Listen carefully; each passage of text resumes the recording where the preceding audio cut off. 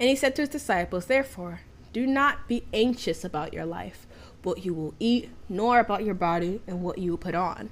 For life is more than food, and the body more than clothing. Consider the ravens. They neither sow nor reap. They have neither storehouse nor barn, and yet God feeds them. Of how much more value are you than the birds? And which of you, by being anxious, can add a single hour to his lifespan? It was that scripture that hits me every time anxiety hits. Which of you, by being anxious, can add a single hour to his lifespan? What is the point? It's no point. It's literally just nonsense worrying of things you cannot control. If then you are not able to do as small a thing as that, why are you anxious about the rest? Consider the lilies, how they grow. They neither toil nor spin. Yet I tell you, even Solomon in all his glory was not arrayed like one of these. But if God so clothes the grass, which is alive in the field today, and tomorrow thrown into the oven, how much more will he clothe you, O you of little faith?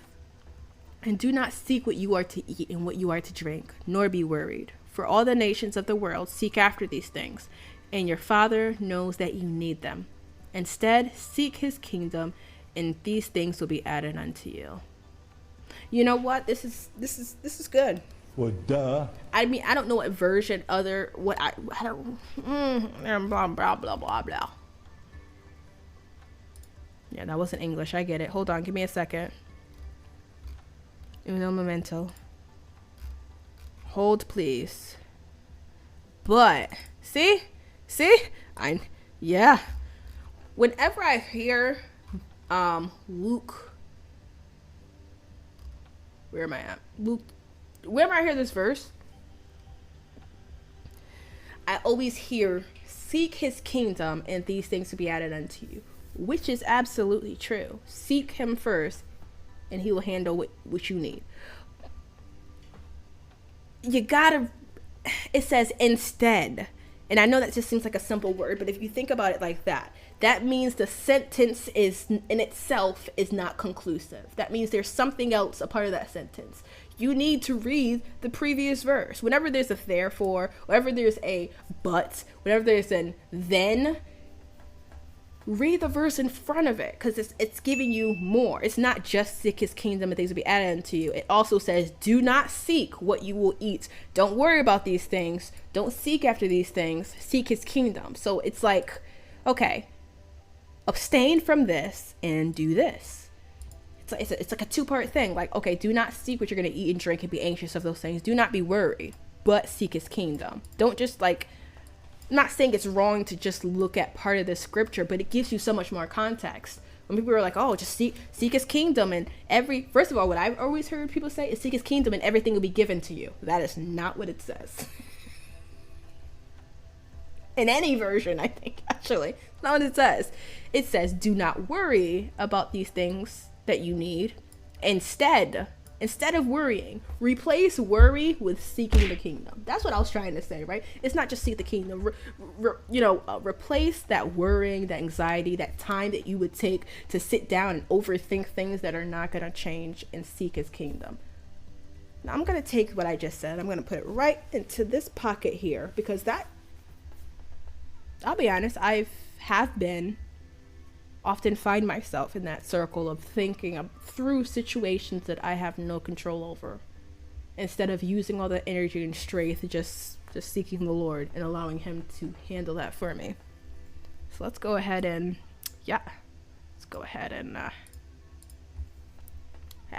okay. Fear not, little flock, for it is your Father's good pleasure to give you the kingdom. Sell your possessions and give to the needy. Provide yourself with money bags that do not grow old, with a treasure in the heavens that does not fail, where no thief approaches and no moth destroys. For where your treasure is, there your heart will be also. This is true in regards to money and a few different things, for sure. Sell your possessions and give to the needy. I don't think I've ever done that before. I've given to the needy.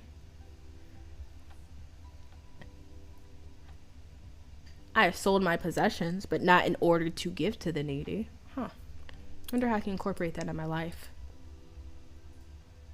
I'm actually like really thinking about it now, especially the fact because I don't. Well, no, a lot of those kind of places don't really buy things back. I was thinking about like a consignment shop, but usually a lot of consignment shops don't buy items, usually donating it, right? Because that'd be pretty cool if I can like get items bought from me and then use that money for whoever God ordains me to give the money to. That'd be pretty neat. I don't know, I've never seen that. Provide yourself with money matters that do not grow old, with a treasure in heavens that does not fail. Ooh, I like that. Where there's no thief approaches and no moth destroys. For your treasure is your heart will be also. Facts. I find that, and this is obviously saying money, but I think the same thing for time as well. Where I find myself spending the most time, I can tell where my focus and my heart is. And in transparency, that needs to be rerouted. You must be ready. Some consignment shops give you a percentage of what sells. Oh, really? Then again, I've only been to like 2 consignment shops my whole life, and I'm speaking of like the entire industry. I didn't know that. I mean, not that I want the money back. I guess like if it sells, like I was just look at the scripture on the 33. It says, "Sell your possessions and give to the needy." So I would assume that those two were going hand in hand back then.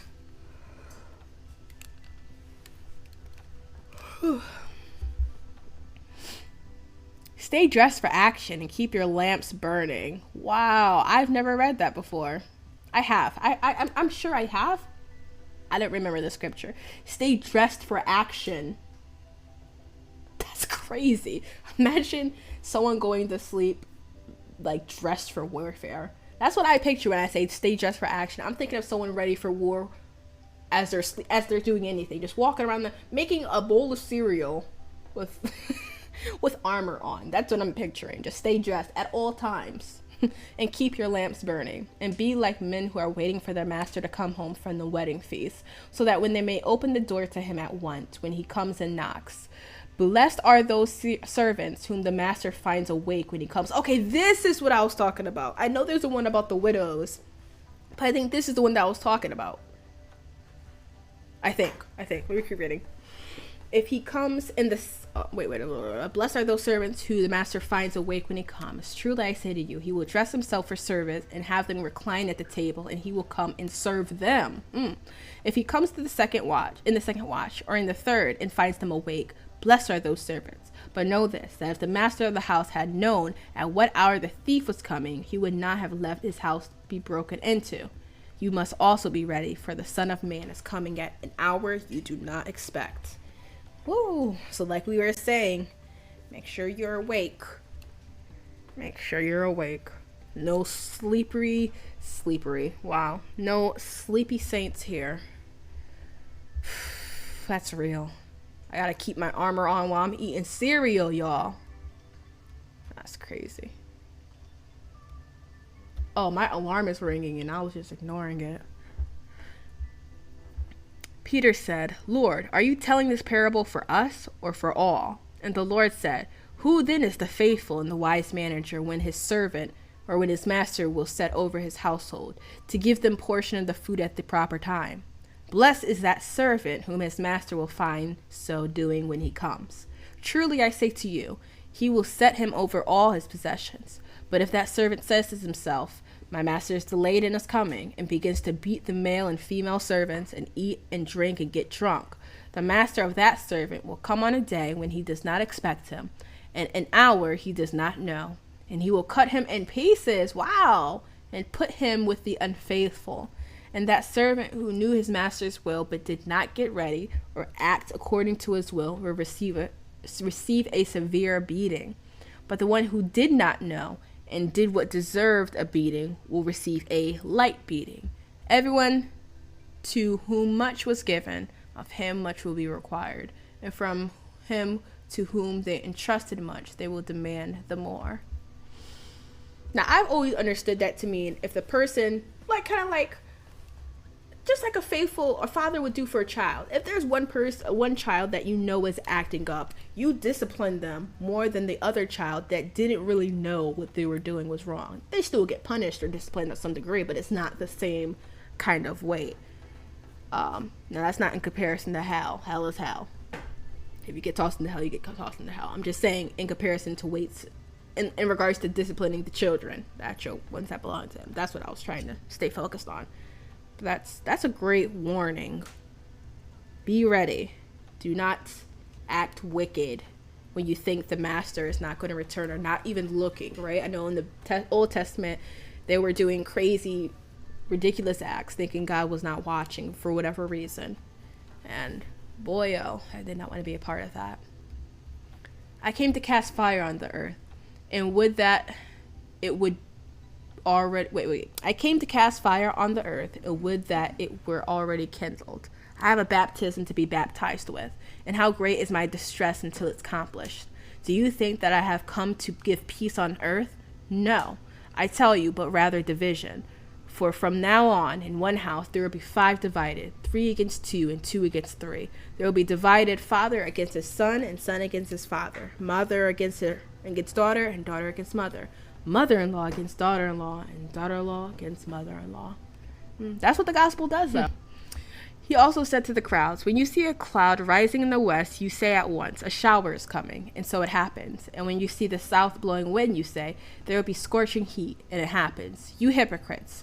You know how to interpret the appearance of earth and sky, but why do you not know how to interpret the present time? That is real. This present time is crazy. It's evil. There's I don't know. You can interpret the times, and the end times are near. And why do you not judge for yourselves what is right? As you go with your accuser before the magistrate, which I think is the judge, make an effort to settle with him on the way, lest he drag you to the judge. Okay, so that's as you go with your accuser before the magistrate. I have no idea what that is. We'll look at that later. Make an effort to settle with him on the way, lest he drag you to the judge, and the judge hand you over to an officer, and the officer put you in prison. I tell you, you will never get out until you pay the very last penny. Settle disputes. I want to know what magistrate is, though. Magistrate. A civil, an administrator of the law. Got it. All right, y'all. So I was originally creating Christmas cards. We got emotional. I just decided to read because I couldn't focus on doing anything else at this time. I pulled up Luke 12 because I know when you read each chapter of Luke in December on the 25th, you read the whole book, which is on Christmas Day. And it's just weird. Not weird. It's not coincidental. It is God that the very things that we were talking about kind of appeared as we were talking. And I did not plan this, as you know. It was very just, let's look at it kind of thing. But God is faithful, and he knows what he has to say to his people.